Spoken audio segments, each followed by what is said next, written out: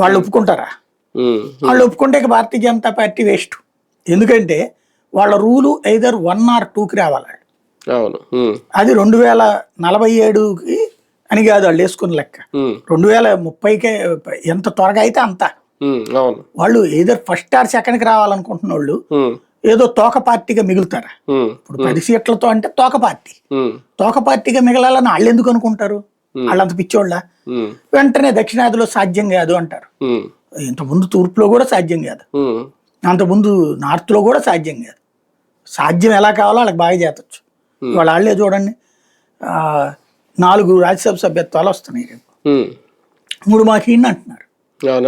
వీళ్ళు బతిలు ఆడుకుంటున్నారు. లేదు లేదు ప్లీజ్ అంటే 2 తీసుకోండి, మాకు డిమాండ్ ఉంది ఇక్కడ అన్నటువంటిది.